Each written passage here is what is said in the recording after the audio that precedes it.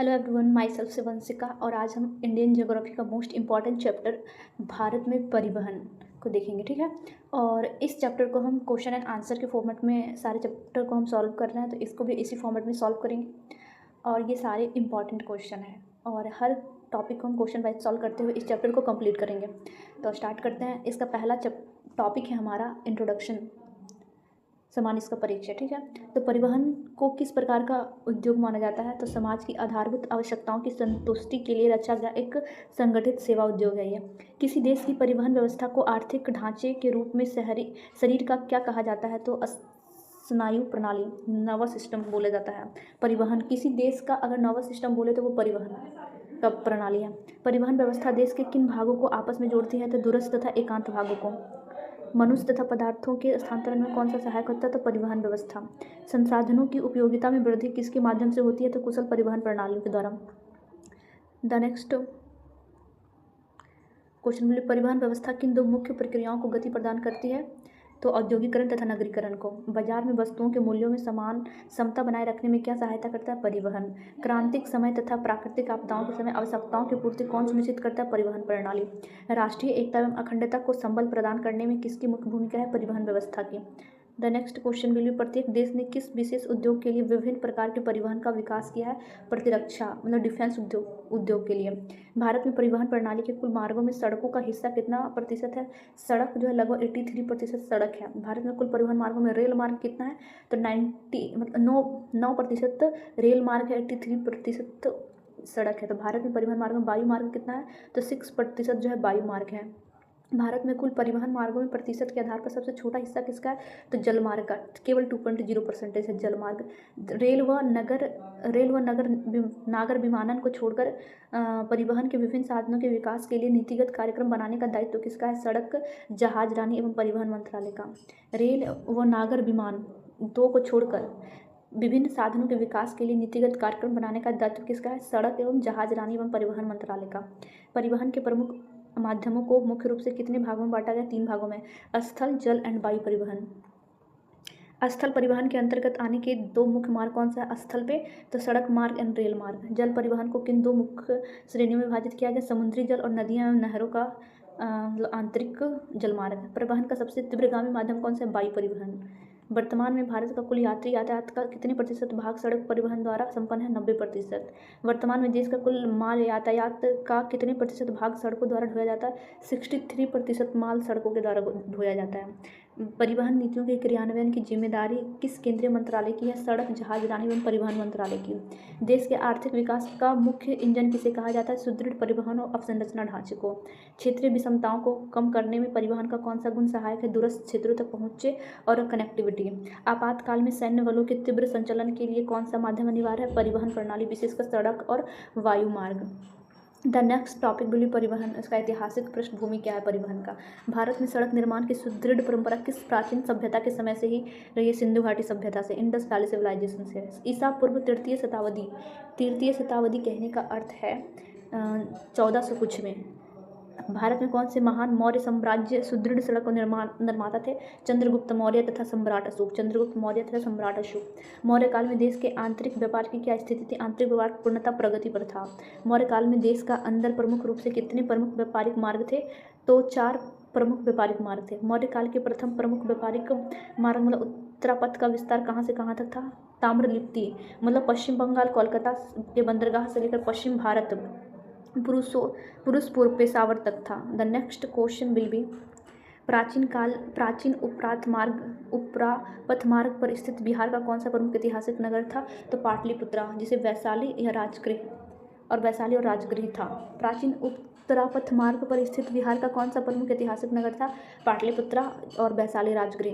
उत्तरापथ मार्ग में स्थित उत्तर प्रदेश के किन्हीं 3 प्रमुख प्राचीन नगरों के नाम क्या है? काशी, प्रयागराज और कन्नौज। प्राचीन उत्तरापथ के सुदूर उत्तर पश्चिम में स्थित प्रमुख शिक्षा का केंद्र कौन था? तक्षशिला। उत्तर पश्चिम में स्थित कौन था? तक्षशिला। मौर्यकालीन उत्तरापथ मार्ग पर स्थित चंपा वर्तमान में बिहार के किस क्षेत्र में है? भागलपुर के समीप। मौर्यकाल का दूसरा प्रमुख व्यापारिक मार्ग कहाँ से कहाँ तक था? मार्ग पश्चिम में पटना से पूर्व में कौशाम्बी के समीप उत्तरापथ मिलता था। पश्चिम में पटना से पहले कौशाम्बी के समीप उत्तरापथ में मिलता था। मौर्य काल में तीसरा प्रमुख मार्ग दक्षिण में किस स्थान से शुरू होता था? प्रतिष्ठान पैठण से। दक्षिण में पैठण से। प्रतिष्ठान से शुरू होने वाला तीसरा मार्ग उत्तर में किस स्थान तक जाता था? तो उत्तर में श्रावस्ती तक जाता था। पैठान से श्रावस्ती तक। तीसरे मुख्य व्यापारिक मार्ग पर स्थित मालवा का प्रसिद्ध ऐतिहासिक नगर कौन सा है? माहिष्मती, उज्जैन और विदिशा। तीसरी मुख्य व्यापारिक मार्ग पर स्थित मालवा का प्रसिद्ध ऐतिहासिक नगर कौन सा है? माहिष्मती, उज्जैन और विदिशा। मौर्य काल का चौथा प्रसिद्ध व्यापारिक मार्ग भृगुकच्छ से शुरू होकर कहाँ तक जाता था? मथुरा तक। चौथा मार्ग जो था भृगुकच्छ से होकर मथुरा तक जाता था। भृगुकच्छ से मथुरा जाने वाला मार्ग किस रास्ते से होकर गुजरता था? उज्जैन के रास्ते से। उज्जैन महाकाल के रास्ते से। The next question will B, चौथे व्यापारिक मार्ग का मुख्य कार्य किन दो भूभागों को परस्पर संयुक्त करता था? तो उत्तरापथ तथा दक्षिणापथ के भूभागों को। मौर्य काल में भारत का संपर्क चीन से जोड़ने वाला प्रसिद्ध अंतर्राष्ट्रीय व्यापारिक मार्ग कौन सा है? रेशम मार्ग, सिल्क रोड। प्राचीन रेशम मार्ग चीन से भारत होते हुए किस ओर जाता था? पश्चिम एशिया की ओर जाता था। मध्य युग में किस शासक ने सड़कों के निर्माण और पुनरुद्धार में अत्यधिक गहरी रुचि ली? शेरशाह सूरी ने। शेरशाह सूरी के अतिरिक्त किन मुगल सम्राटों ने सड़क के विकास पर विशेष ध्यान दिया था? मुगल सम्राट ने भी, जैसे कि अकबर, जहांगीर ने भी। शेरशाह सूरी के अलावा अकबर और जहांगीर ने भी प्राचीन काल में सड़क निर्माण पर ध्यान दिया था। मध्यकाल में आधुनिक युग में किस ब्रिटिश गवर्नर जनरल ने सड़कों के निर्माण एवं विकास पर विशेष ध्यान दिया था? लॉर्ड डलहौजी ने। लॉर्ड डलहौजी द्वारा सड़कों के विकास के लिए किस विशेष संस्था या विभाग की स्थापना की रूपरेखा देखी गई? ब्रिटिश शासकों द्वारा स्थापित लोक निर्माण व्यवस्था। प्राचीन काल में सड़कों का मुख्य उद्देश्य व्यापार के अलावा और क्या था? साम्राज्य विस्तार, सैन्य संचालन और प्रशासनिक नियंत्रण। भृगुकच्छ प्राचीन काल का एक प्रसिद्ध व्यापारिक केंद्र था। भृगुकच्छ प्राचीन काल का, ये प्राचीन काल का बात हो रहा है, मध्यकाल का नहीं बाबू। भृगुकच्छ प्राचीन काल का एक, नहीं तुम बीच में एक बार मध्यकाल बोल दी थी। भृगुकच्छ प्राचीन काल का एक प्रसिद्ध व्यापारिक केंद्र था। इसे वर्तमान में किस नाम से जाना जाता है? भृगुकच्छ जो पहले व्यापारिक केंद्र था वो था भरूच, जिसे जो अभी गुजरात के नाम से जाना, भृगुकच्छ को गुजरात बोलते हैं। ताम्रलिप्ति बंदरगाह भारत के किस तट पर स्थित है? एक प्रमुख मौर्यकालीन निकास द्वार था, पूर्वी तट, बंगाल की खाड़ी के पास। The next topic will be सड़क अवसंरचना, उसके आंकड़े और योजना। स्वतंत्रता प्राप्ति के समय 1951 ईस्वी में भारत में सड़कों की कुल लंबाई कितनी थी? लगभग 3.99 लाख किलोमीटर। बस 3.99 लाख किलोमीटर। वर्तमान में भारत विश्व की कौन से क्रम की सबसे बड़ी सड़क प्रणाली वाला देश है? दूसरी सबसे बड़ी सड़क प्रणाली वाला देश है। विश्व में सबसे बड़ी सड़क प्रणाली किस देश की है जिसके बाद भारत का स्थान आता है? यूएसओ। 25 मई 2022 को प्रकाशित सड़क सांख्यिकी रिपोर्ट का नाम क्या है? Basic road statistics of India 2018-19। वर्ष 2019 तक की स्थिति के अनुसार भारत में सड़कों की कुल लंबाई लगभग कितनी दर्ज की गई थी? 19 तक 63.31 लाख किलोमीटर। सड़क परिवहन और राजमार्ग मंत्रालय के वर्ष 2021-22 की वार्षिक रिपोर्ट के अनुसार भारत में कुल सड़कों की लंबाई कितनी है? लगभग 63.72 लाख किलोमीटर। भारत में व्यवस्थित सड़क वर्गीकरण के लिए सर्वप्रथम किस योजना को तैयार किया गया था? नागपुर योजना को। प्रसिद्ध नागपुर योजना किस वर्ष अस्तित्व में आई थी? वर्ष 1943 में। The next question will B, Nagpur योजना के अनुसार भारत की सड़कों को कितने वर्गों में विभाजित किया गया है? 4 वर्गों में। नागपुर योजना के तहत वर्गीकृत सड़कों का प्रथम वर्ग कौन सा है? राष्ट्रीय राजमार्ग, NH। नागपुर योजना के तहत सड़कों का दूसरा वर्ग कौन सा निर्धारित किया गया है? राष्ट्रीय राजमार्ग, राज्य राजमार्ग। नागपुर योजना के अनुसार तीसरे वर्ग की सड़कों को क्या नाम दिया गया है? जिला सड़कें। नागपुर योजना के अंतर्गत आने वाला सड़कों का चौथा और अंतिम वर्ग कौन सा है? ग्रामीण सड़कें। ग्रामीण सड़कें। भारत में सड़कों के विकास का पहला दीर्घकालिक 20 वर्षीय प्रयास किस नाम से जाना जाता है? नागपुर सड़क योजना के नाम से। नागपुर सड़क योजना के नाम से। The next question will B, वर्तमान आंकड़ों के अनुसार स्वतंत्रता से अब तक भारत की सड़क लंबाई में लगभग कितने गुना की वृद्धि हुई है? लगभग 16 गुना से अधिक। ग्रामीण अर्थव्यवस्था को मुख्य आर्थिक केंद्रों से जोड़ने के लिए कौन सा सड़क मार्ग उत्तरदायी है? ग्रामीण सड़कें। जिला मुख्यालय को आपस में तथा राज्य के अन्य मुख्य शहरों से जोड़ने वाली सड़कें क्या कहलाती हैं? जिला सड़कें। देश के विभिन्न राज्यों की राजधानी और मुख्य औद्योगिक शहरों को जोड़ने वाली सड़कों का नियंत्रण कौन करता है? राज्य सरकार। बेसिक रोड स्टैटिस्टिक्स रिपोर्ट नियमित अंतराल पर किस मंत्रालय द्वारा किया जाता है? सड़क परिवहन राजमार्ग मंत्रालय के द्वारा।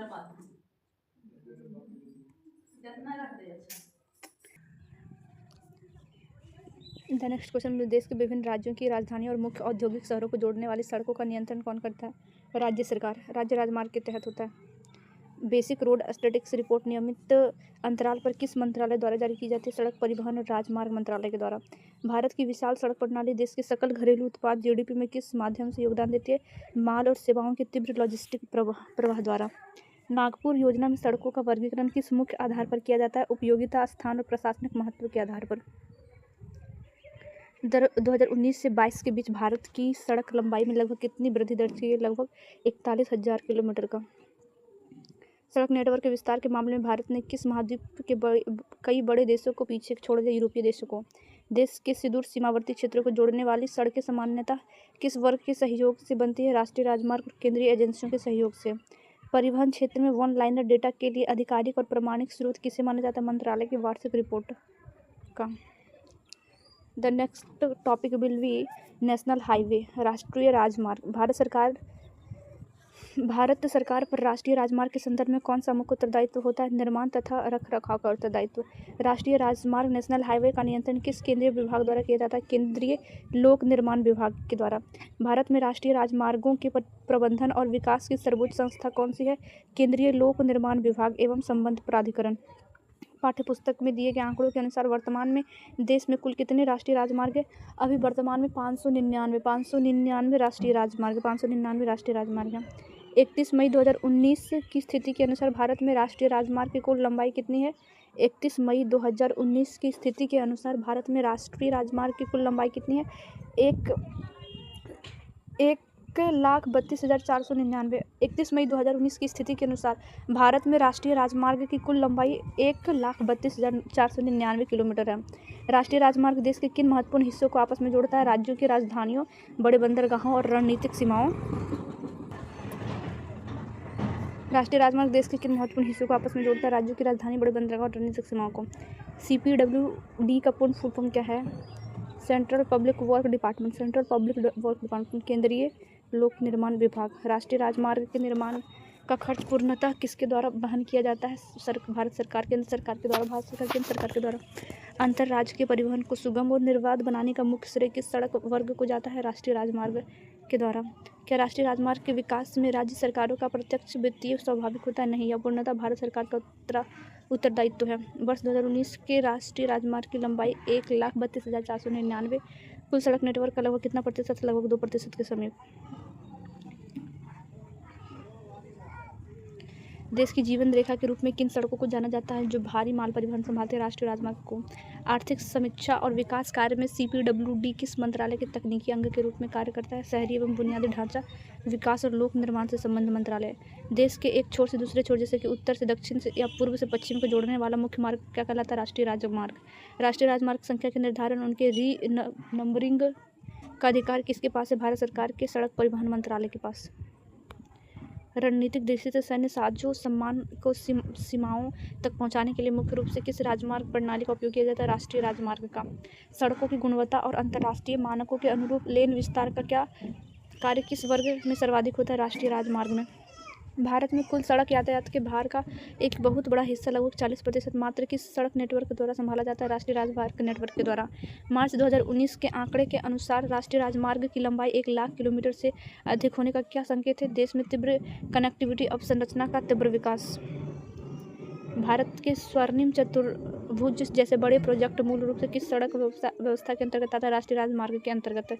औद्योगिक गलियारा को बंदरगाहों से जोड़ने के लिए मुख्य आधार कौन प्रदान करता है? राष्ट्रीय राजमार्ग।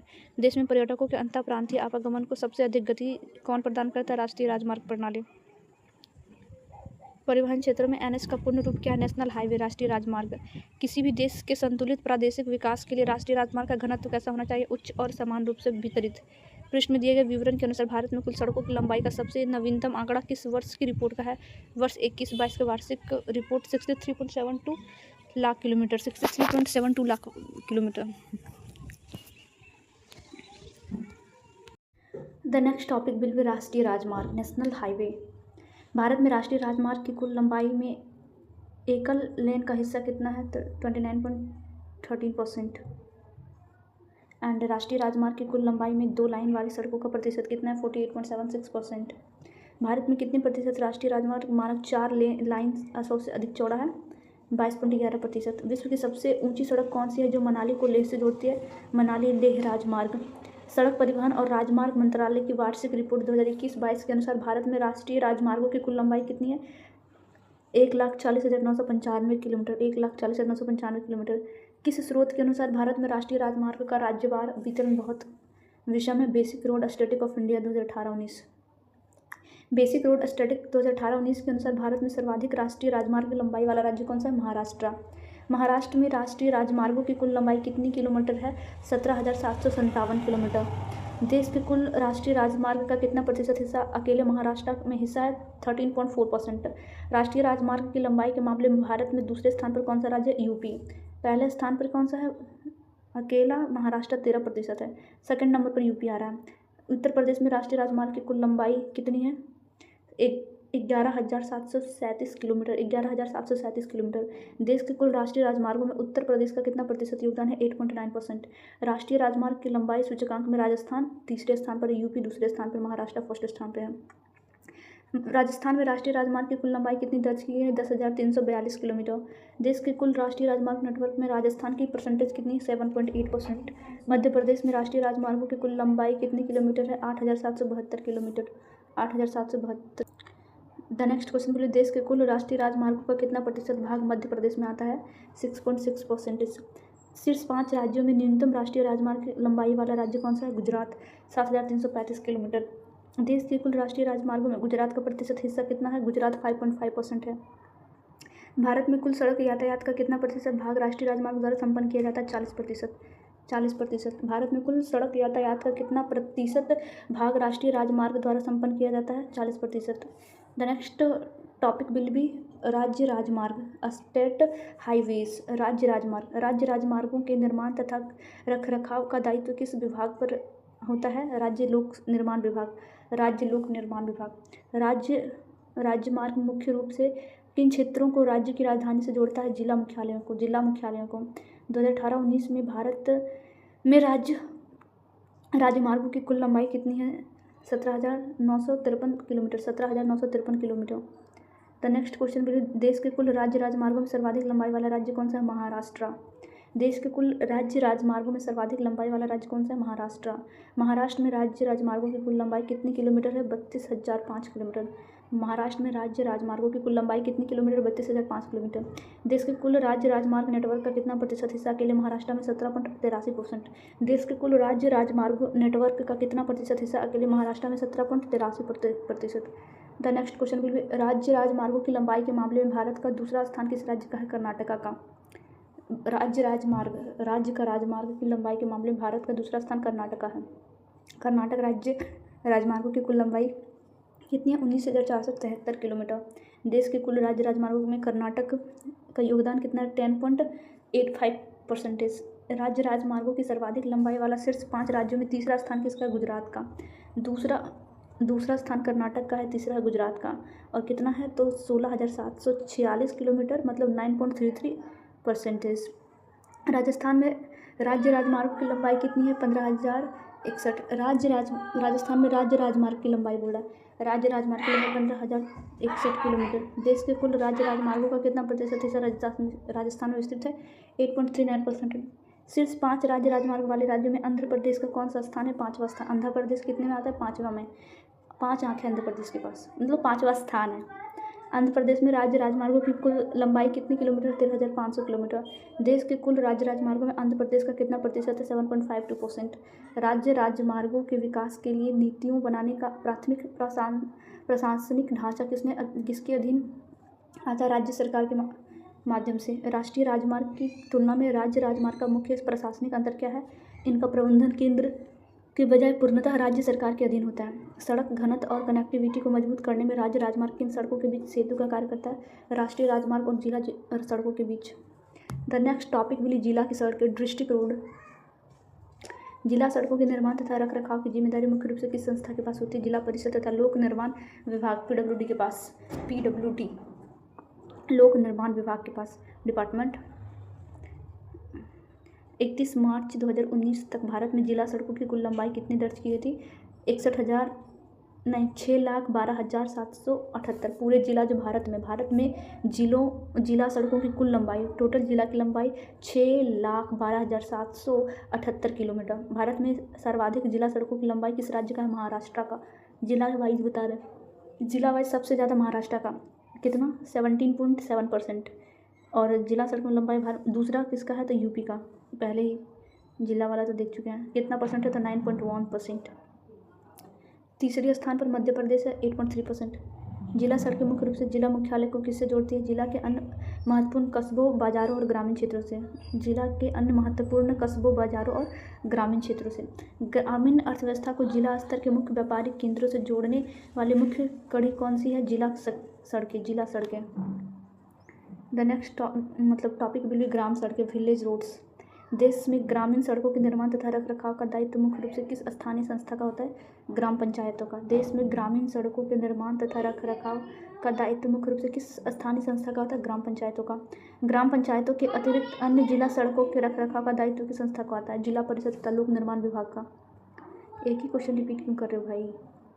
31 मार्च 2019 तक भारत में कुल ग्रामीण सड़कों की, अच्छा अब ग्रामीण की बात आ गई है, ग्रामीण सड़कों की लंबाई कितनी किलोमीटर है?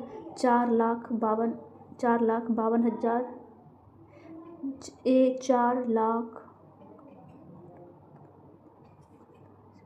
4,02,000 सैकड़ा, हज़ार, 10,000, लाख, 10 लाख, नहीं 4 लाख नहीं, 45,22,228 किलोमीटर। ग्रामीण सड़कें इतनी ज़्यादा है, 45,22,228 किलोमीटर। भारत में सर्वाधिक ग्रामीण सड़कों की लंबाई वाला शीर्ष राज्य कौन सा है? महाराष्ट्र। कितना है? तो गांव, महाराष्ट्र में जितने भी गांव हैं उसमें सबसे ज़्यादा 11.8%। दूसरा स्थान गांव वाला में असम है। ऐसे तो जिला वाइज कर रहे थे तो राजस्थान दूसरे स्थान में आ रहा था, लेकिन गांव वाइज कर रहे हैं तो असम आ रहा है, सड़क के मामले में दूसरे स्थान पे। कितना परसेंटेज है? 10.3%। तीसरा नंबर पर कौन आएगा? बिहार का ग्रामीण सड़कों की लंबाई के मामले में देश का कौन सा स्थान है? बिहार जो है तीसरे स्थान पर आता है, 7.2%। भारत के कुल सड़क नेटवर्क में लंबाई के दीर्घ दृष्टिकोण से सबसे बड़ा हिस्सा किस प्रकार की सड़कों का है? ग्राम सड़कों का। सही बात। The next topic will be सीमा सड़क संगठन, बॉर्डर रोड ऑर्गेनाइजेशन। सीमा सड़क संगठन की स्थापना किस वर्ष की गई थी? मई 1960 में। सीमा सड़क संगठन की स्थापना किस वर्ष की गई थी? मई 1960 में। सीमा सड़क संगठन की स्थापना का मुख्य उद्देश्य क्या है? सीमावर्ती क्षेत्रों में सड़कों के निर्माण को बढ़ावा देना। Basic road statics of India 2016-17 के अनुसार BRO बॉर्डर रोड ऑर्गेनाइजेशन ने 31 मार्च 2017 तक कितनी लंबी सड़कों का निर्माण किया है? 51,277 किलोमीटर। 51,277 किलोमीटर।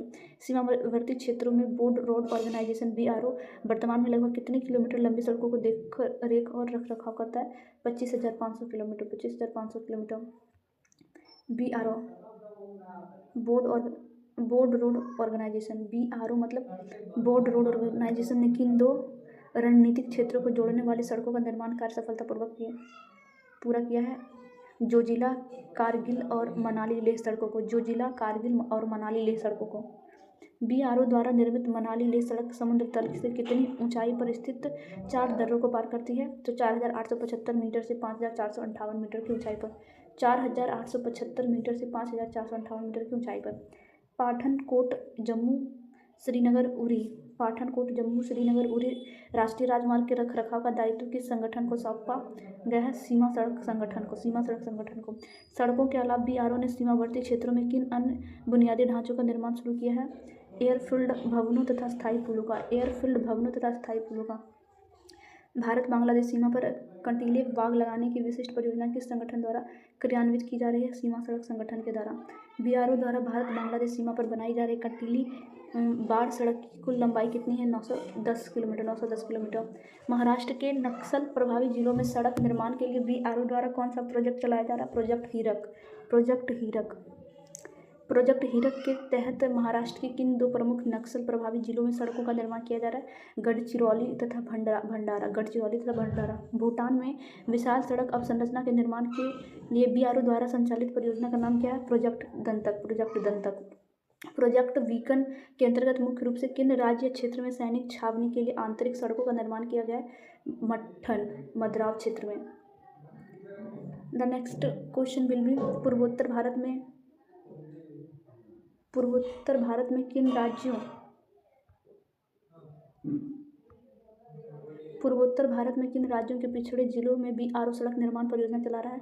नागालैंड, असम, त्रिपुरा और मणिपुर। राष्ट्रीय राजमार्ग की कुल लंबाई में एकल लेन और 2 लेन का संयुक्त हिस्सा कितने प्रतिशत है? एकल लेन वाला 29.13% और संयुक्त लेन वाला 48.76%। दोनों को मिलाएंगे एकल और द्वितीयक लेन तो 77.89% होगा। भारत में कुल सड़क लंबाई का कितना प्रतिशत हिस्सा राष्ट्रीय राजमार्ग के अंतर्गत आता है? तो राष्ट्रीय भारत में जितना भी सड़क लाइन है उसमें से राष्ट्रीय राजमार्ग के अंतर मतलब 100% कोई चीज़ है तो उसमें राष्ट्रीय राजमार्ग वाला 2.09% आएगा। राष्ट्रीय राजमार्ग की लंबाई में शीर्ष 5 राज्यों में दक्षिण भारत का एकमात्र राज्य कौन सा है? इनमें से कोई नहीं। MH, UP, Rajasthan, MP, Gujarat में से कोई नहीं। दक्षिण की बात करें इसमें कोई नहीं हुआ।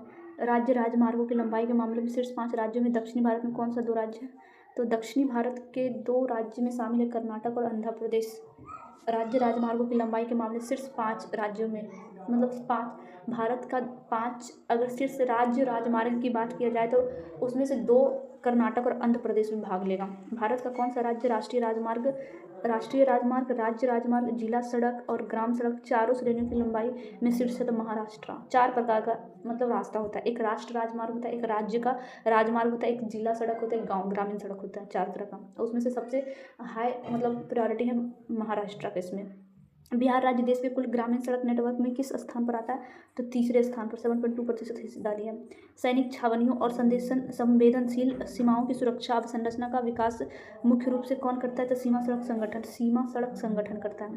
प्रोजेक्ट दंतक का संबंध भारत के किस पड़ोसी देश के बुनियादी ढांचा विकास से है? भूटान से। मनाली और लेह को जोड़ने वाला मार्ग रणनीतिक रूप से क्यों महत्वपूर्ण है? यह विश्व का सबसे ऊंचा सड़क मार्ग है जो कठिन पहाड़ी दर्रों से गुजरता है। PWD का पूर्ण रूप क्या है जो राज्य और जिला स्तर की सड़कों के रखरखाव के लिए जिम्मेदार है? Public work department. लोक मतलब पब्लिक निर्माण वर्क्स डिपार्टमेंट विभाग PWD, public work department. Bharat Bangladesh सीमा प्रबंधन में BRO की क्या भूमिका है? कटीली बाड़ लगाना और 910 किलोमीटर लंबी सीमा सड़क का निर्माण करना। कटीली बाड़ लगाना और 910 किलोमीटर लंबी सीमा सड़क का निर्माण करना। The next question will B Gadchiroli और भंडारा जिलों में सड़कों का विकास किस आंतरिक सुरक्षा चुनौती से निपटने के लिए किया जा रहा है? नक्सलवादी वामपंथियों से। Basic road statistics of India 1819 के अनुसार गुजरात में राष्ट्रीय राजमार्गों की लंबाई कितनी है? 7,335। उत्तर प्रदेश में राज्य राजमार्गों की तुलना में राष्ट्रीय राजमार्ग की स्थिति क्या है? उत्तर प्रदेश राष्ट्रीय राजमार्ग के दूसरे स्थान पर है। सड़क निर्माण किसमें? उत्तर प्रदेश दूसरे नंबर राष्ट्रीय राजमार्ग में। बहुत अच्छी बात है कि राष्ट्रीय राजमार्ग के अंतर्गत यूपी जो दूसरे नंबर पर आ रहा है। सड़क निर्माण से संबंधित प्रोजेक्ट बीकन भारत के किस हिस्से में सक्रिय है? बीकन उत्तरी कमान सैन्य क्षेत्रों मदराव मतलब मट्टन और पूर्वोत्तर के कुछ हिस्सों में। कौन? बीकन। ग्रामीण विकास और कृषि उत्पादों को मुख्य मंडियों तक पहुंचाने में किस श्रेणी की सड़कों का योगदान सबसे अधिक है? ग्रामीण सड़कों का। BRO द्वारा निर्मित सड़कें सीमावर्ती क्षेत्रों में अधिक विकास के अलावा और किस लिए महत्वपूर्ण है? सैन्य साजो सामान की त्वरित आवाजाही और राष्ट्रीय सुरक्षा के लिए। सैन्य साजो सामान की त्वरित आवाजाही और राष्ट्रीय सुरक्षा के लिए। भारत में सड़कों का वर्गीकरण मुख्य रूप से किन 4 श्रेणियों में स्पष्ट रूप से दिखाई देता है? राष्ट्रीय राजमार्ग, राज्य राजमार्ग, जिला सड़कें और ग्रामीण सड़कें। 31 मार्च 2019 तक भारत में जिला सड़कों की कुल लंबाई और ग्रामीण सड़कों की कुल लंबाई में किसका नेटवर्क बड़ा है? ग्रामीण सड़कों का। The next topic will be express highway. Express राजमार्ग मुख्य रूप से कितने लाइन वाले पक्के सड़क मार्ग होते हैं? तो बहु लेन वाले मल्टीपल लाइन होता है एक्सप्रेसवे हाईवे में। एक्सप्रेस राजमार्ग का मुख्य उद्देश्य क्या होता है? सामान एवं ट्रैफिक का तीव्र गति को स्थानांतरण करना। मुंबई में कौन से 2 प्रमुख एक्सप्रेसवे राजमार्ग स्थित है? पश्चिम एक्सप्रेसवे राजमार्ग तथा पूर्वी एक्सप्रेसवे राजमार्ग। कोलकाता को दमदम एयरपोर्ट से जोड़ने वाला मार्ग कौन सा है? कोलकाता को दमदम एयरपोर्ट से जोड़ने वाला मार्ग कौन सा है? कोलकाता दमदम एयरपोर्ट एक्सप्रेसवे राजमार्ग। ओडिशा में स्थित प्रमुख पतन आधारित एक्सप्रेसवे मार्ग कौन सा है? ओडिशा में सुकिंदा पाराद्वीप पतन राजमार्ग। पश्चिम बंगाल के किन 2 प्रमुख औद्योगिक केंद्रों को जोड़ने वाला एक्सप्रेसवे मार्ग प्रसिद्ध है? पश्चिम बंगाल में दुर्गापुर कोलकाता एक्सप्रेसवे राजमार्ग, दुर्गापुर कोलकाता एक्सप्रेसवे राजमार्ग। नेक्स्ट टॉपिक बोलिए बुंदेलखंड एक्सप्रेसवे 4 जो कि 4 लेन वाला होता है।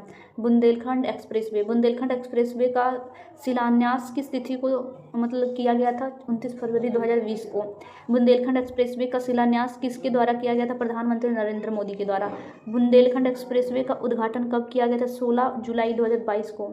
शिलान्यास किया गया था 29 फरवरी 2020 को और उसका उद्घाटन किया गया था बुंदेलखंड एक्सप्रेसवे जो कि 4 लाइन वाला है 16 जुलाई 2022 को।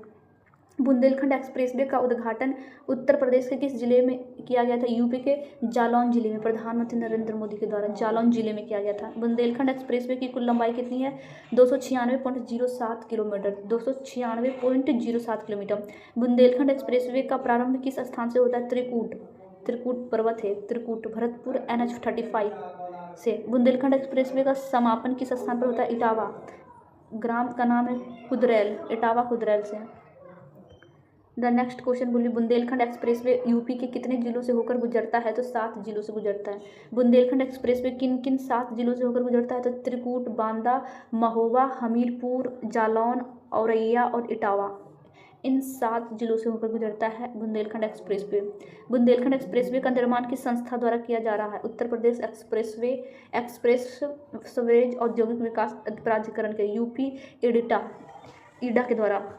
यूपी ईडा का पूर्ण फुल फॉर्म क्या है? Uttar Pradesh expressway industrial development authority, Uttar Pradesh expressway industrial development authority, UP EIDA का फुल फॉर्म है। त्रिकूट के पास बुंदेलखंड एक्सप्रेसवे किस राष्ट्रीय राजमार्ग से जुड़ता है? NH35 से।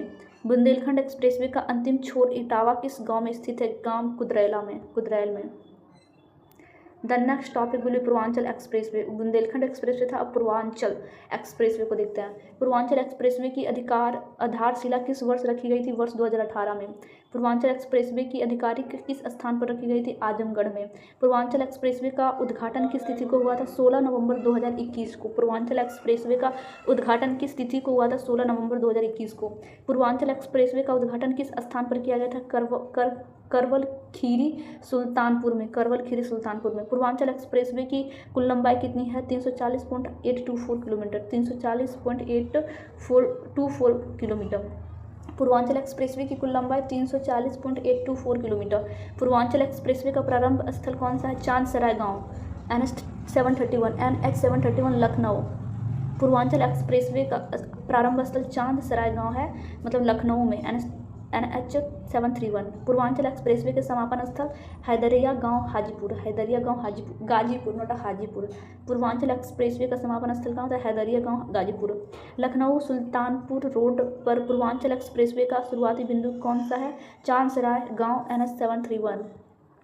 द नेक्स्ट क्वेश्चन भी वर्तमान में परिचालित ऑपरेशनल रूप से देश का सबसे लंबा एक्सप्रेसवे कौन सा है? तो पूर्वांचल एक्सप्रेसवे।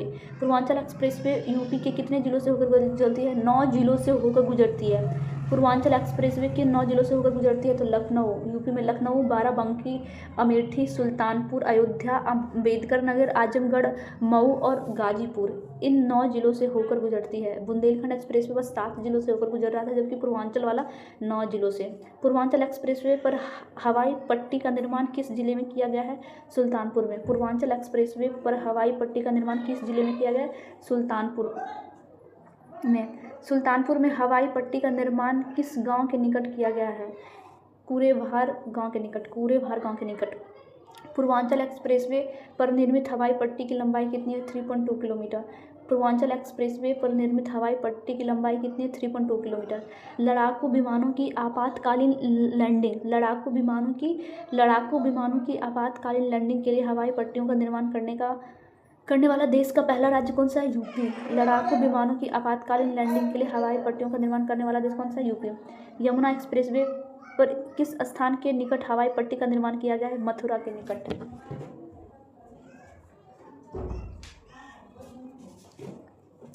आगरा लखनऊ एक्सप्रेसवे पर किस स्थान के निकट हवाई पट्टी बनाई गई है? उन्नाव के निकट।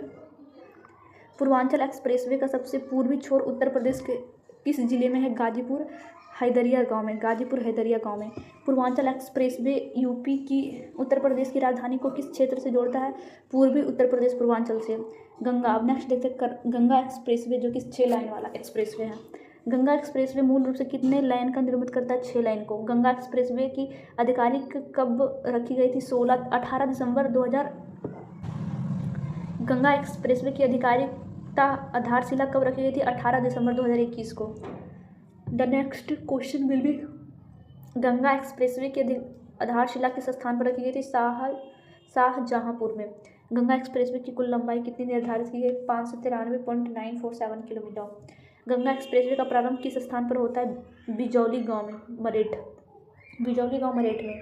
गंगा एक्सप्रेसवे का समापन जूदापुर दाणू गांव, प्रयागराज में। प्रयागराज का ये गांव है जूदापुर दाणू गांव। मेरठ में गंगा एक्सप्रेसवे किस राष्ट्रीय राजमार्ग से जुड़ा है? NH334 से। NH334 से जुड़ा हुआ है। गंगा एक्सप्रेसवे उत्तर प्रदेश के किन 2 भौगोलिक क्षेत्र को आपस में जोड़ती है? पश्चिम उत्तर प्रदेश और पूर्वी उत्तर प्रदेश को। गंगा एक्सप्रेसवे का निर्माण भी किस संस्था द्वारा किया जाता है? उत्तर प्रदेश एक्सप्रेसवे औद्योगिक विकास प्राधिकरण के द्वारा। गंगा एक्सप्रेसवे उत्तर प्रदेश के कुल कितने जिलों से होकर गुजरती है? 12 जिलों से। गंगा एक्सप्रेसवे किन 12 जिलों से होकर गुजरती है? तो वो जिला है मेरठ, हापुड़, बुंदेलशहर, अमरोह, संभल, बदायूं, शाहजहांपुर, हरदोई, उन्नाव, रायबरेली, प्रतापगढ़, प्रयागराज। गंगा एक्सप्रेसवे का सबसे पश्चिमी जिला कौन सा है जहाँ से यह शुरू होता है? तो मेरठ। गंगा एक्सप्रेसवे का सबसे पश्चिमी जिला कौन सा होता है जहाँ से ये मतलब जुड़े थे स्टार्ट होता है? वो मेरठ है। गंगा एक्सप्रेसवे का सबसे दक्षिणी पूर्वी जिला कौन सा है जहाँ पे समापन होता है? प्रयागराज। इसे ये बता दक्षिण पूर्व में प्रयागराज है। The next topic will be सड़क मार्गों का नवीन विकास। सड़क मार्गों का नवीन विकास। पिछले कुछ वर्षों में भारत की सड़क प्रणाली में कैसा परिवर्तन के प्रयास किए गए? असामान्य परिवर्तन। सड़क मार्गों के नवीन विकास के प्रयासों में मुख्य रूप से कितने प्रकार की पहल शामिल है? 3 प्रकार की पहल। सड़क विकास की पहली प्रमुख पहल का नाम क्या है? राष्ट्रीय राजमार्ग विकास परियोजना, NSDP। The next topic will B question will B राष्ट्रीय राजमार्ग विकास परियोजना की शुरुआत कब हुई थी? 1998 में। सड़क विकास की दूसरी प्रमुख पहल कौन सी थी? 2004 में चर्चा में रही। कौन? प्रधानमंत्री भारत जोड़ो परियोजना 2004। प्रधानमंत्री भारत जोड़ो परियोजना 2004। ग्रामीण सड़कों के विकास के लिए वर्ष 2000 में कौन सी योजना शुरू की गई थी? प्रधानमंत्री ग्राम सड़क योजना 2000। प्रधानमंत्री ग्राम सड़क योजना का मुख्य उद्देश्य क्या है? ग्रामीण बस्तियों को 12 मासी सड़कों से जोड़ना। प्रधानमंत्री भारत जोड़ो परियोजना का संबंध मुख्य रूप से किससे है? उच्च घनत्व वाले गलियारों के विकास और 4 लेन चौड़ीदार सड़कें। The next topic will B राष्ट्रीय राजमार्ग विकास परियोजना, NSDP 1998। NSDP का पूर्ण फुल फॉर्म क्या है? National highway development project. NHDP परियोजना को किस वर्ष के नाम से जाना जाता है? NSDP 1998। मानचित्र में दर्शाए गए नेटवर्क आरेख में शीर्ष यूपी में कौन सा मुख्य केंद्र है? श्रीनगर। मानचित्र के अनुसार सुदूर दक्षिण में स्थित अंतिम बिंदु कौन सा है? कन्याकुमारी। मानचित्र में पूर्वोत्तर भारत का कौन सा प्रमुख शहर नेटवर्क से जुड़ा हुआ है? NHDP नेटवर्क से जुड़ा है? सिलचर। पश्चिम में गुजरात का कौन सा प्रमुख तटीय शहर इस नेटवर्क से जुड़ा है? कौन सा राष्ट्रीय राजमार्ग की बात की जा रही है? तो पोरबंदर से। श्रीनगर से कन्याकुमारी को जोड़ने वाले गलियारे को क्या कहा जाता है? उत्तर दक्षिण गलियारा, नॉर्थ साउथ कॉरिडोर। श्रीनगर से कन्याकुमारी को जोड़ने वाले गलियारे को क्या बोलते हैं? उत्तर दक्षिण गलियारा। सिलचर से पोरबंदर को जोड़ने वाले गलियारे को क्या कहा जाता है? पूर्व पश्चिम गलियारा। सिलचर से पोरबंदर को जोड़ने वाले को पूर्व पश्चिम गलियारा बोलते हैं। दिल्ली, मुंबई, चेन्नई और कोलकाता को जोड़ने वाले 4 लेन परियोजना को क्या कहते हैं? स्वर्णिम चतुर्भुज। दिल्ली, मुंबई, चेन्नई और कोलकाता को जोड़ने वाले को कहते हैं स्वर्णिम चतुर्भुज। मानचित्र के डेटा बॉक्स में 30 तारीख 6वां महीना 2010 की स्थिति के अनुसार कुल स्वीकृत लंबाई कितनी दर्शाई गई है? तो 7300 किलोमीटर। उत्तर दक्षिण पूर्व पश्चिम गलियारे भारत के किस शहर में एक दूसरे को काटती है? झांसी में काटती है। बुंदेलखंड एक्सप्रेसवे और पूर्वांचल एक्सप्रेसवे में से किसकी लंबाई अधिक है? तो पूर्वांचल की। गंगा एक्सप्रेसवे की कुल लंबाई बुंदेलखंड एक्सप्रेसवे से लगभग कितनी अधिक है? तो लगभग 297 किलोमीटर अधिक है। बुंदेलखंड एक्सप्रेसवे लखनऊ जिले से होकर गुजरता है? नहीं, या त्रिकूट से इटावा तक जाता है बुंदेलखंड। पूर्वांचल एक्सप्रेसवे की उद्गम जिला कौन सा है? लखनऊ, चांदसराय गाँव।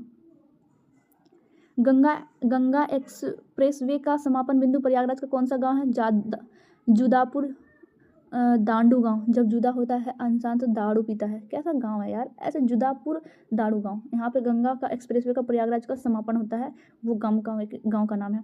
उत्तर प्रदेश का कौन सा एक्सप्रेसवे सबसे पहले चालू अवस्था में देश का सबसे लंबा एक्सप्रेसवे था? पूर्वांचल एक्सप्रेसवे। एक्सप्रेसवे पर आपातकालीन हवाई पट्टियों का प्राथमिक सैन्य महत्व क्या है? युद्ध या आपातकाल में लड़ाकू विमानों की सुरक्षित लैंडिंग और टेक ऑफ। बुंदेलखंड एक्सप्रेसवे का निर्माण क्षेत्र उत्तर प्रदेश के किस विशेष आर्थिक भौगोलिक क्षेत्र के अंतर्गत आता है? बुंदेलखंड क्षेत्र में। गंगा एक्सप्रेसवे यूपी के किस पश्चिमी जिले से शुरू होकर पूर्वी हिस्से में मतलब खत्म होता है? मेरठ में। गंगा एक्सप्रेसवे जो है उत्तर प्रदेश के पश्चिम जिला से शुरू होता है और पूरब में खत्म होता है। पूरब में कहाँ खत्म होता है? मेरठवा में। यूपी एक्सप्रेसवेज औद्योगिक विकास प्रौद्योगिकीकरण का मुख्यालय कहाँ स्थित है? लखनऊ में। उत्तर प्रदेश का लखनऊ। सड़क विकास योजनाओं के कालानुक्रम में सबसे पहले कौन सी योजना आई? पहले आई थी NSDP, फिर PMGSY या PMGSY प्रधानमंत्री भारत जोड़ो योजना। NSDP 1998 में आई थी, भारत जोड़ो योजना 2004 में। प्रधानमंत्री ग्राम सड़क योजना किस वर्ष लॉन्च हुआ था? नहीं 2004 में, 2000 ईस्वी में लॉन्च हुआ था। प्रधानमंत्री भारत जोड़ो परियोजना 2004 में लॉन्च हुआ था। त्रिकुट जिला किस एक्सप्रेसवे का शुरुआती है? बुंदेलखंड का। गाजीपुर जिला का एक्सप्रेसवे का अंतिम पड़ाव है? किस एक्सप्रेसवे का अंतिम पड़ाव है? पूर्वांचल एक्सप्रेसवे का। गंगा एक्सप्रेसवे परियोजना के तहत कितने लेनों का प्रावधान किया गया? 6 लेनों का। भविष्य में 8 लाइन बन सकता है। बुंदेलखंड में 4 लाइन है। शाहजहांपुर जिला किस एक्सप्रेसवे की आधारशिला रखने का साक्षी बना है? गंगा एक्सप्रेसवे का। जालौना जिला किस एक्सप्रेसवे को उद्घाटन स्थल के रूप में दर्ज किया? बुंदेलखंड एक्सप्रेसवे का उद्घाटन जालौना जिला में हुआ है। करवल खीरी नामक मतलब करेला खीरा करवल खीरी नामक स्थान किस जिले में है जहां पूर्वांचल एक्सप्रेसवे का उद्घाटन हुआ है? सुल्तानपुर जिला में है करवल खीरी नामक स्थान जहां पे पूर्वांचल एक्सप्रेसवे का उद्घाटन हुआ है। और बुंदेलखंड एक्सप्रेसवे का उद्घाटन जालौना में हुआ है। सर चांदसराय गांव जहां से पूर्वांचल एक्सप्रेसवे शुरू होता है उद्घाटन हुआ है करवल खीरी से। और जहाँ से शुरू होता है चांदसराय गांव जहाँ से पूर्वांचल एक्सप्रेसवे शुरू होता है किस राष्ट्रीय राजमार्ग पर स्थित है? NH 731। मेरठ का बिजौली गांव किस एक्सप्रेसवे का शुरुआती बिंदु है? गंगा एक्सप्रेसवे का। मेरठ का बिजौली गांव किस एक्सप्रेसवे का शुरुआती बिंदु है? गंगा एक्सप्रेसवे का। बुंदेलखंड एक्सप्रेसवे का समापन किस जिले में होता है? इटावा जिले में। बुंदेलखंड एक्सप्रेसवे का समापन किस जिले में होता है? इटावा जिले में। अमरोहा और संभल जिले किस एक्सप्रेसवे मार्ग के शामिल है? गंगा एक्सप्रेसवे। अमरोहा और संभल जिले किस एक्सप्रेसवे के मार्ग में शामिल है? गंगा एक्सप्रेसवे के। बाराबंकी और अमेठी जिले किस एक्सप्रेसवे नेटवर्क का हिस्सा है? पूर्वांचल एक्सप्रेसवे का। बाराबंकी और अमेठी जिले किस एक्सप्रेसवे के नेटवर्क का हिस्सा है? पूर्वांचल एक्सप्रेसवे का। अन्नाव और रायबरेली से होकर गुजरने वाला एक्सप्रेसवे का नाम क्या है? अन्नाव और रायबरेली से होकर गुजरने वाला एक्सप्रेसवे का नाम क्या है? गंगा एक्सप्रेसवे। उन्नाव के पास आगरा लखनऊ एक्सप्रेसवे में भारी हवाई पट्टी। The next question will B Pratapgarh जिला किस एक्सप्रेसवे के रूट मैप में शामिल है? गंगा एक्सप्रेसवे में। माऊ और आजमगढ़ को राजधानी लखनऊ से जोड़ने वाले एक्सप्रेसवे का नाम क्या है? पूर्वांचल एक्सप्रेसवे। भारत में बहुलेन पक्की सड़कों की प्रशासनिक व तकनीकी भाषा में क्या कहा जाता है? एक्सप्रेस राजमार्ग। राष्ट्रीय राजमार्ग विकास परियोजना के अंतर्गत आने वाले 2 प्रमुख गलियारा कौन सा है? उत्तर प्रदेश गलियारा और पूर्वी पश्चिम गलियारा। उत्तर प्रदेश और पूर्व पश्चिम गलियारा। नेक्स्ट टॉपिक विल बी राष्ट्रीय राजमार्ग विकास परियोजना NSDP। NSDP का फुल फॉर्म क्या होता है? National highway development project. NSDP के तहत उत्तम गुणवत्ता वाले राजमार्गों के निर्माण हेतु किन अन्य योजना का निर्माण किया गया? प्रधानमंत्री भारत जोड़ो परियोजना। NSDP के अंतर्गत ग्रामीण सड़कों के विकास का दायित्व किस योजना को दिया जाता है? प्रधानमंत्री ग्राम सड़क योजना। भारत की सबसे लंबी और महत्वपूर्ण समयावधि वाली सड़क परियोजना कौन सी है? राष्ट्रीय राजमार्ग विकास परियोजना। NSDP परियोजना को कुल कितने चरणों में लागू करने का प्रावधान किया गया? 7 चरणों में। NSDP के प्रथम चरण के अंतर्गत किस प्रमुख योजना की शुरुआत की गई है? तो स्वर्णिम चतुर्भुज योजना। स्वर्णिम चतुर्भुज योजना किन 4 मुख्य महानगरों को जोड़ेगी? दिल्ली, मुंबई, चेन्नई, कोलकाता। महानगरों को जोड़ने वाली स्वर्णिम चतुर्भुज योजना की शुरुआत किस वर्ष की गई? 2001 में। स्वर्णिम चतुर्भुज योजना के अंतर्गत निर्मित सड़कों की कुल लंबाई 5846 किलोमीटर। स्वर्णिम चतुर्भुज योजना के तहत सड़कों को कितने लेनों में पूर्ण रूप से परिवर्तित किया जा चुका है? 4 या 6 लाइन में। स्वर्णिम चतुर्भुज योजना को किस तिथि की स्थिति के अनुसार पूर्ण रूप से परिवर्तित माना गया? 31 मार्च 2018। एनएसडीपी का द्वितीयक चरण मुख्य रूप से किन गलियारों के विकास से संबंधित है? उत्तर दक्षिण गलियारा और पूर्व पश्चिम गलियारा। उत्तर दक्षिण गलियारा भारत के किन दो छोरों को आपस में जोड़ती है? उत्तर में श्रीनगर को, दक्षिण में कन्याकुमारी से। पूर्व पश्चिम गलियारा भारत के किन दो दूरस्थ स्थानों को आपस में जोड़ती है? पूर्व में सिलचर असम में है और पश्चिम में पोरबंदर जो कि गुजरात में है। एनएसडीपी के द्वितीयक चरण के अंतर्गत विकसित गलियारों की कुल लंबाई कितना निर्धारित की गई है? एनएचडीपी द्वितीयक चरण के अंतर्गत विकसित गलियारों की कुल लंबाई 7142 किलोमीटर। उत्तर दक्षिण एवं पूर्व पश्चिम गलियारे भारत के किस शहर में एक दूसरे को काटती है? तो झांसी में काटती है, झांसी की रानी वाले शहर में काटती है। 31 मार्च 2018 तक गलियारों की इन सड़कों को कितने लाइनों में बदला जा चुका है? 4 या 6 लाइनों में। एनएचडीपी के तहत कुल राष्ट्रीय राजमार्ग विकास परियोजना की लंबाई कितना घोषित कर दी गई है? 46,635 किलोमीटर। 46,635 किलोमीटर राष्ट्रीय राजमार्ग में से कितने किलोमीटर कार्य 31 मार्च 2018 तक पूरा हो चुका है? तो 23,922 किलोमीटर। 31 मार्च 2018 की स्थिति तक एनएचडीपी के तहत कितने किलोमीटर मार्ग का कार्य अभी भी किया जाना शेष था? 9,340। ये क्वेश्चन आएगा, ये तो पुराना है। 9,340 किलोमीटर पढ़ देते हैं हमारा क्या। एनएचडीपी के शेष बचे 9,340 किलोमीटर के कार्य को अब किस नई व्यापक परियोजना के अंतर्गत समाहित कर दिया गया? भारतमाला परियोजना के अंतर्गत। भारतमाला परियोजना के अंतर्गत एनएचडीपी कार्यक्रम को संपूर्ण वित्त व्यवस्था मुख्य रूप से किन दो माध्यमों पर आधारित है? ईंधन कर, फ्यूल टैक्स तथा टोल टैक्स पर। एनएचडीपी की तृतीयक चरण किस निवेश मॉडल और कितनी लंबाई की सड़कों के विकास से संबंधित है? तो बीओटी आधार पर 11,809 किलोमीटर लंबे राष्ट्रीय राजमार्ग 4 से 6 लेन बदलाव से। बीओटी का पूर्ण रूप निवेश और बुनियादी ढांचों के संदर्भ में क्या है? Bill operate and transfer. Bill को ऑपरेट करो, ट्रांसफर करो। Bill operate and transfer. The next question will B 31 मार्च 2018 तक एनएचडीपी के तृतीयक चरण के तहत कितने किलोमीटर का मार्ग पूर्ण हो गया था? 6,835 किलोमीटर। 6,835 किलोमीटर। एनएचडीपी के चौथे चरण के अंतर्गत कितने किलोमीटर लंबे राष्ट्रीय राजमार्ग को 4 या 6 लेनों में बदलना तय हुआ था? 13,203 किलोमीटर। एनएचडीपी के चौथे चरण में राजमार्गों को चौड़ा करने के साथ साथ अन्य किस मुख्य सुविधा निर्माण शामिल है? उनके पक्के किनारों का निर्माण। उनके पक्के किनारों का निर्माण। एनएचडीपी के 5वें चरण के अंतर्गत कितने किलोमीटर लंबे राष्ट्रीय राजमार्ग को 4 या 6 लेन में बदलने का लक्ष्य रखा गया? 65,000 किलोमीटर। एनएचडीपी के 6 चरण का मुख्य उद्देश्य भारत में किस प्रकार के उच्च गति मार्गों का विकास करना है? 1,000 किलोमीटर लंबे एक्सप्रेसवे विकास का। एनएचडीपी के 7वें चरण के अंतर्गत कुल कितने किलोमीटर मार्ग का यातायात बाधाएं हटाने का लक्ष्य? 700 किलोमीटर का। The next question will be NHDP के 7वें चरण में शहरी क्षेत्रों में यातायात सुगम करने के लिए कितने संरचनाओं का निर्माण किया गया है? रिंग रोड, बाईपास और फ्लाईओवर का निर्माण। रिंग रोड, बाईपास और फ्लाईओवर का निर्माण। एनएचडीपी परियोजना को आधिकारिक तौर पर किस वर्ष समाप्त कर भारतमाला परियोजना में समाहित किया गया है? एनएचडीपी परियोजना को आधिकारिक तौर पर किस वर्ष समाप्त कर भारतमाला परियोजना में जोड़ा गया है? 2018 में, क्योंकि प्रधानमंत्री नरेंद्र मोदी तो 2014 में ही बन चुके थे प्रधानमंत्री, वही भारतमाला को लागू किए थे। भारतमाला परियोजना को देखते हैं। भारतमाला परियोजना मूल रूप से किस क्षेत्र के विकास से संबंधित एवं केंद्रीय परियोजना है? राष्ट्रीय राजमार्ग विकास, सड़क परिवहन क्षेत्र से। भारतमाला परियोजना की औपचारिक शुरुआत किस महीने और वर्ष में की गई थी? जुलाई 2015 में। जुलाई 2015 में। The next question will B Bharatmala परियोजना का मुख्य ध्यान माला और यात्री गतिविधियों की दक्षता को अनुकूलित करने के लिए किस पर केंद्रित है? महत्वपूर्ण बुनियादी ढांचों की आवश्यकताओं को पूरा करने पर। भारतमाला परियोजना के तहत आंतरिक गलियारों के अलावा किन क्षेत्रों की सीमाओं पर सड़क निर्माण का कार्यक्रम है? सीमावर्ती क्षेत्रों के अंतर्राष्ट्रीय संपर्क वाली सड़कों पर। सड़क नेटवर्क की दक्षता सुधारने के लिए भारतमाला के तहत किन नए आर्थिक क्षेत्रों का विकास किया जा रहा है? आर्थिक गलियारों और राष्ट्रीय गलियारों का। आर्थिक गलियारों और राष्ट्रीय गलियारों का।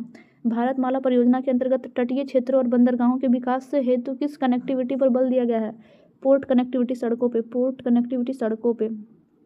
The next question will B गति बढ़ाने और प्रदूषण कम करने के लिए भारतमाला के तहत किस प्रकार के नए एक्सप्रेसवे विकसित किए जा रहे हैं? ग्रीनफील्ड, हरित एक्सप्रेसवे।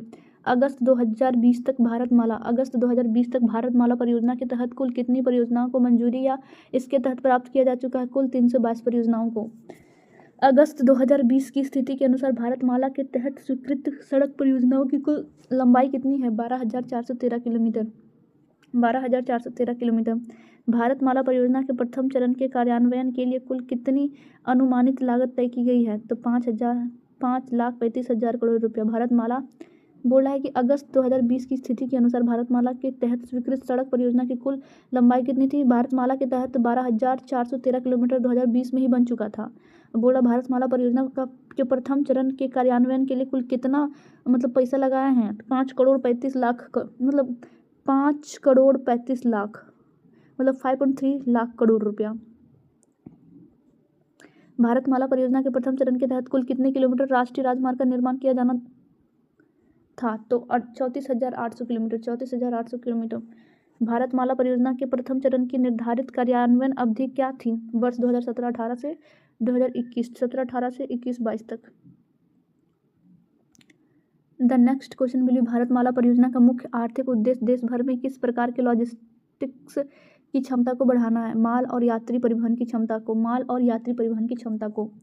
सड़कों के निर्माण में पर्यावरणीय प्रभावों को कम करने के लिए भारतमाला में किस तकनीक या अवधारणा को प्राथमिकता दी गई है? ग्रीनफील्ड कॉरिडोर विकास को। सड़कों के निर्माण में पर्यावरणीय प्रभावों को कम करने के लिए भारतमाला में किस तकनीकी अवधारणा को प्राथमिकता दी गई? ग्रीनफील्ड कॉरिडोर को। भारत में सुदूर उत्तर पूर्वी और सीमावर्ती राज्यों में आर्थिक जुड़ाव बढ़ाने के लिए भारतमाला परियोजना किसे सुदृढ़ करती है? तो अंतर्राष्ट्रीय संपर्क सड़कों को। इंटरनेशनल कनेक्टिविटी रोड्स को। नेक्स्ट क्वेश्चन सार्वजनिक निजी भागीदारी पब्लिक प्राइवेट पार्टनरशिप। सार्वजनिक निजी भागीदारी पब्लिक प्राइवेट पार्टनरशिप। बुनियादी ढांचा क्षेत्र में प्रयुक्त होने वाले शब्द पीपीपी का पूर्ण फुल फॉर्म है पब्लिक प्राइवेट पार्टनरशिप। ऐतिहासिक रूप से भारत में बुनियादी ढांचे और राजमार्गों में निवेश मुख्य रूप से किसके द्वारा किया जाता है? सरकार। सार्वजनिक क्षेत्र पब्लिक सेक्टर के द्वारा। राजमार्ग परियोजना में निवेश के लिए सरकार पर अत्यधिक निर्भरता का मुख्य कारण क्या था? इसमें विशाल संसाधनों की आवश्यकता और लंबी कार्यविधि का होना। ऐतिहासिक निवेशों में निजी क्षेत्र को पीछे रखने वाले दो प्रमुख जोखिम कारक कौन से थे? अनिश्चित प्रतिफल और बाह्य कारक। वर्तमान समय में सार्वजनिक परिवहन और अवसंरचना में निजी क्षेत्र की सक्रिय भागीदारी की आवश्यकता क्यों बढ़ गई है? संसाधनों की बढ़ती हुई सतत आवश्यकता और प्रबंधकीय कुशलता की चिंता के कारण। सड़क परिवहन एवं राजमार्ग मंत्रालय ने निजी क्षेत्र की भागीदारी बढ़ाने के लिए क्या कदम उठाए हैं? व्यापक नीतिगत दिशा निर्देश कॉम्प्रहेंसिव पॉलिसी गाइडेंस निर्धारित किए हैं। The next question will B निजी निवेशकों को आकर्षित करने के लिए सरकार ने बुनियादी ढांचा क्षेत्र में किस प्रकार के प्रोत्साहन की घोषणा की है? तो विभिन्न वित्तीय और कर प्रोत्साहन का। पीपीपी मॉडल के तहत सड़क निर्माण में प्रयुक्त होने वाले किन उपकरणों पर शुल्क में से मुक्ति प्रदान की गई? निर्माण उपकरण और मशीनरी के आयात या उपयोग पर शुल्क मुक्त आयात की घोषणा। PPP public private partnership model के तहत सड़क निर्माण में प्रयुक्त होने वाले किन उपकरणों पर शुल्क से मुक्त कर दिया गया है? कोई एक्स्ट्रा पैसा नहीं लगेगा। निर्माण उपकरण जो बनाने में लगेगा जो भी लग रहा है। निर्माण उपकरण और मशीनरी के आयात या उपयोग पर शुल्क मुक्त आयात की घोषणा। सड़क क्षेत्र में निजी निवेश को बढ़ावा देने के लिए इसे सरकार द्वारा क्या घोषित किया गया? सड़क क्षेत्र को उद्योग इंडस्ट्री स्टेटस घोषित किया गया। परियोजना लागत को कम करने के लिए सरकार परियोजना लागत का कितने प्रतिशत अनुदान सहायता के रूप में दे दिया है? 40% तक का अनुदान दे दिया है। पीपीपी के तहत रियायत अवधि कॉन्सेशंस पीरियड के दौरान निर्माण के बाद कितने वर्षों के लिए करों में 7% छूट का प्रावधान है? 10 वर्ष। राजमार्गों के विकास में विदेशी पूंजी को आकर्षित करने के लिए कितने प्रतिशत प्रत्यक्ष विदेशी निवेश की अनुमति दी गई है? तो 100%। स्वचालित मार्ग से विदेशी पूंजी निवेश। पीपीपी परियोजनाओं के अंतर्गत निजी डेवलपर्स को निवेश की वसूली के लिए कौन सा वैधानिक अधिकार सौंपा गया है? तो चुंगी टोल वसूली करने का। पीपीपी मॉडल केवल सड़क निर्माण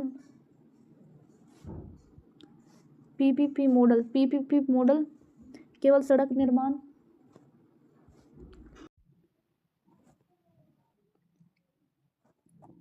the next question will B निजी निवेशकों को आकर्षित करने के लिए सरकार ने बुनियादी ढांचा क्षेत्र में किस प्रकार के प्रोत्साहन की घोषणा की है? विभिन्न वित्तीय और कर प्रोत्साहन। पीपीपी मॉडल के तहत सड़क निर्माण में प्रयुक्त होने वाले किन उपकरणों पर शुल्क से मुक्त कर दिया गया? निर्माण उपकरण और मशीनों के आयात या उपयोग पर शुल्क मुक्त आयात की घोषणा करके। सड़क क्षेत्र में निजी निवेशक को बढ़ावा देने के लिए इसे सरकार द्वारा क्या घोषित किया गया है? सड़क क्षेत्र के उद्योग घोषित किया गया है। सड़क क्षेत्रों को उद्योग इंडस्ट्री स्टेटस घोषित कर दिया कि आओ अपना पैसा लगाओ और टैक्स वसूल करके लेके जाओ। 10 लगाओ 50 लेके जाओ। इसलिए परियोजना लागत में कम करने के लिए सरकार नियोजन लागत का कितने प्रतिशत अनुदान सहायता के रूप में दे सकती है? 40% तक की अनुदान सहायता। पीपीपी के तहत रियायती अवधि के दौरान निर्माण के बाद कितने वर्षों के लिए करों में 100% छूट है? 10 वर्ष के लिए। राजमार्गों के विकास में विदेशी पूंजी को आकर्षित करने के लिए कितने प्रतिशत प्रत्यक्ष विदेशी निवेश की अनुमति दी है? 100% स्वचालित मार्ग से। पीपीपी परियोजना के अंतर्गत निजी डेवलपर्स को निवेश की वसूली के लिए कौन सा वैधानिक अधिकार सौंपा गया? चुंगी वसूलने का अधिकार। पीपीपी मॉडल केवल सड़क निर्माण तक सीमित है या इसके रखरखाव और संचालन में भी निजी क्षेत्र शामिल है, या निर्माण, रखरखाव, संचालन तीनों में शामिल है? सड़क अवसंरचना के विकास में एनएचडीपी से भारतमाला परियोजना की ओर बदलाव किस नीतिगत दृष्टिकोण को दर्शाता है? या केवल कॉरिडोर आधारित विकास से हटकर संपूर्ण देश में नेटवर्क आधारित ग्रिड विकास को दर्शाता है? स्वर्णिम चतुर्भुज परियोजना के तहत कौन सा महानगर भारत के उत्तर पश्चिम हिस्से में को जोड़ता है? दिल्ली को। द नेक्स्ट क्वेश्चन मेरे स्वर्णिम चतुर्भुज का कौन सा खंड चेन्नई से कोलकाता को जोड़ता है? तो दक्षिण पूर्व खंड 16 मुख्य रूप से। दक्षिण नेशनल हाईवे 16 मुख्य रूप से। एनएचडीपी चरण 2 के तहत सिलचर भारत के किस राज्य में स्थित है? जो पूर्व पश्चिम गलियारा का प्रारंभिक बिंदु असम। दक्षिण गलियारा का सबसे दक्षिणी बिंदु कौन सा है जहां एनएचडीपी की यह सड़क समाप्त होती है? कन्याकुमारी, तमिलनाडु। ईंधन कर फ्यूल टैक्स के माध्यम से जुटाया गया धन एनएचडीपी के लिए किस कोष में जमा किया जाता है? केंद्रीय सड़क कोष में। BOT built operate transfer model के वित्तीय जोखिम मुख्य रूप से किस भागीदार पर होता है? तो निजी रियायती ग्राही पर। एनएचडीपी के चतुर्थ चरण में पक्के किनारों का निर्माण किस उद्देश्य से आवश्यक माना गया है? सड़क सुरक्षा बढ़ाने और वाहनों के अनियंत्रित होकर पलटने से रोकने के लिए। एक्सप्रेसवे और सामान्य राष्ट्रीय राजमार्ग में मुख्य तकनीकी अंतर क्या है? एक्सप्रेसवे पूर्णतः नियंत्रित प्रवेश वाले उच्च गति मार्ग होते हैं। एनएचडीपी का कौन सा चरण विशेष रूप से केवल एक्सप्रेसवे के विकास के लिए समर्पित था? तो छठा चरण। शहरी क्षेत्रों में यातायात की गति को बनाए रखने के लिए बाईपास का निर्माण किस चरण का हिस्सा था? 7वें चरण का। भारतमाला परियोजना के तहत आर्थिक गलियारों के विकास का प्राथमिक आर्थिक लाभ क्या है? औद्योगिक केंद्रों के बीच माल ढुलाई की लागत और समय को कम करना। हरित गलियारा स्थापित करने का मुख्य पर्यावरणीय घटक क्या है? कार्बन उत्सर्जन में कमी लाना और मार्गों के किनारे सघन वृक्षारोपण करना। The next question will B Bharatmala परियोजना के तहत सीमावर्ती सड़कों का विकास भारत की किस रणनीति को सुदृढ़ करता है? तो राष्ट्रीय सुरक्षा और सीमावर्ती क्षेत्रों के आर्थिक समावेश को। पीपीपी परियोजनाओं में प्रयुक्त व्यवहार्यता अंतर वित्त पोषण का उल्लेख पृष्ठ पर किस रूप में है? परियोजना लागत में 40% तक के अनुदान के प्रावधान के रूप में। निजी क्षेत्र को 10 वर्षों के लिए मिलने वाली कर अवकाश की सुविधा का मुख्य उद्देश्य क्या है? शुरुआती वर्ष में निजी निवेशकों के नकदी प्रवाह को स्थिर रखना। सड़क क्षेत्र को उद्योग का दर्जा देने से बैंक से ऋण मिलने का क्या सुविधा है? सड़क क्षेत्र को उद्योग का दर्जा देने से बैंक से ऋण मिलने की क्या सुविधा होती है? इससे निजी कंपनी को प्राथमिकता क्षेत्र या कम ब्याज दरों पर दीर्घकालीन कॉर्पोरेट ऋण मिलान आसान हो जाता है। भारतमाला परियोजना में किस तिथि तक कुल 322 परियोजनाओं को समाहित किया गया था? अगस्त 2020 तक। भारतमाला परियोजना के प्रथम चरण की कुल वित्तीय लागत भारतीय बजट की किस क्षेत्र के भारी निवेश को दर्शाती है? तो पूंजीगत व्यय क्षेत्र को। एनएचडीपी और भारतमाला दोनों परियोजनाओं के बीच बुनियादी समानता क्या है? दोनों ही देश राष्ट्रीय राजमार्ग ग्रिड को सुदृढ़ करने के केंद्रीय प्रयास है। सार्वजनिक क्षेत्र में प्रबंधकीय कुशलता की कमी को दूर करने के लिए कौन सा निवेश मॉडल सबसे उपयुक्त माना गया? सार्वजनिक निजी भागीदारी पीपीपी वाला। चुंगी वसूलने का अधिकार निजी क्षेत्र को कितने समय के लिए दिया गया है? सरकार के साथ हस्ताक्षरित रियायती समझौतों की निश्चित अवधि तक। पीपीपी के तहत अनिश्चित प्रतिफल के जोखिम को कम करने के लिए सरकार कौन सा नया मॉडल लाती है जिसकी नींव रखी गई है? तो hybrid annuity model hybrid annuity model जो बीओटी का ही सुधार रूप है। स्वर्णिम चतुर्भुज के तहत दिल्ली और मुंबई को जोड़ने वाला खंड किस राज्य से होकर गुजरता है? जो बिहार के दृष्टिकोण से महत्वपूर्ण व्यापक मार्ग है, या पश्चिम भारत के राज्यों जैसे राजस्थान, गुजरात से होकर गुजरता है? The next question will B सड़कों के निर्माण में मशीनरी के शुल्क मुक्त आयात से परियोजनाओं की कुल लागत पर क्या प्रभाव पड़ा। इससे परियोजनाओं की अग्रिम पूंजीगत लागत यानी अपफ्रंट कैपिटल कॉस्ट में कमी आई है। एनएचडीपी योजना के तहत कुल स्वीकृत राष्ट्रीय राजमार्ग की लंबाई 46,635 किलोमीटर का कितने प्रतिशत हिस्सा मार्च 2018 तक लंबित है। तो लगभग 20% हिस्सा। भारत परियोजना का फेज वन मुख्य रूप से किस वित्तीय वर्ष में समाप्त होना तय था। वित्तीय वर्ष 2021 से 22 में। एनएचडीपी के तहत राज्यों की राजधानियों को जोड़ने के लिए किस प्रकार के अपग्रेडेशन पर बल दिया गया है। तो 4 या 6 लेन में चौड़ीकरण पर। बुनियादी ढांचा परियोजना की लंबी कार्यविधि से आप क्या समझते हैं। बुनियादी ढांचा परियोजना की लंबी कार्यावधि से आप क्या समझते हैं। परियोजना शुरू होने से लेकर उससे राजस्व मिलन शुरू होने के बीच का लंबा समय। सड़क निर्माण में विदेशी प्रत्यक्ष निवेश के लिए भारत सरकार द्वारा वर्तमान में कौन सा मार्ग अपनाया जाता है। स्वचालित मार्ग, ऑटोमेटिक रूट, जिसमें पूर्व सरकारी मंजूरी की आवश्यकता नहीं होती है। एनएचडीपी के प्रथम एवं द्वितीय चरण को संयुक्त रूप से क्या नाम दिया गया। स्वर्णिम चतुर्भुज एवं एनएचडीपी के प्रथम एवं द्वितीय चरण को संयुक्त रूप से क्या नाम दिया गया। स्वर्णिम चतुर्भुज एवं राष्ट्रीय गलियारा परियोजना। भारतमाला परियोजना के तहत कुल नियोजित राजमार्गों में से प्रथम चरण में कितने किलोमीटर का लक्ष्य। 34,800 किलोमीटर का। भारतमाला परियोजना के तहत कुल नियोजित राजमार्गों में से प्रथम चरण में कितने किलोमीटर का लक्ष्य है। 34,800 किलोमीटर का। सड़क परियोजनाओं में बाह्य कारक निवेश को कैसे प्रभावित करता है। तो भूमि अधिग्रहण में देरी और पर्यावरणीय मंजूरी के कारण लागत बढ़ जाते हैं। पीएमजीएसवाई योजना का मुख्य ध्यान किस स्तर की सड़कों के ग्रिड को मजबूत करना है। तो ग्रामीण सड़क की संपर्क सड़कों को मुख्य जिला सड़कों या राष्ट्रीय राजमार्ग को जोड़ना है। भारतमाला परियोजना के तहत तटीय सड़कों के विकास से भारत के किस वैश्विक व्यापारिक पहल को बल मिलता है। तो सागरमाला परियोजना और पोर्ट नेतृत्व वाले विकास को। भारतमाला परियोजना के तहत तटीय सड़कों के विकास से भारत के किस वैश्विक व्यापारिक पहल को बल मिलता है। तो सागरमाला परियोजना और पोर्ट नेतृत्व वाले विकास को। The next question will be NHDP के तीसरे चरण में कुल कितनी लंबाई के राजमार्गों का कायाकल्प किया जाना था। 11,809 किलोमीटर। सड़क अवसंरचना विकास में टोल टैक्स किस सिद्धांत पर काम करता है। तो उपभोक्ता भुगतान सिद्धांत, यूजर पेयर्स प्रिंसिपल पर। उपभोक्ता भुगतान सिद्धांत पर। सड़क अवसंरचना विकास में टोल टैक्स किस सिद्धांत पर काम करता है। टोल टैक्स उपभोक्ता भुगतान सिद्धांत पर। भारतमाला परियोजना के तहत स्वीकृत 322 परियोजनाओं की औसत लंबाई प्रति परियोजना लगभग कितनी बढ़ती है। तो लगभग 38.5 किलोमीटर प्रति परियोजना।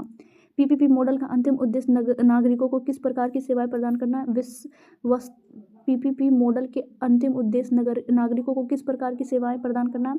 विश्व स्तरीय और निर्बाध बुनियादी ढांचा सेवाओं।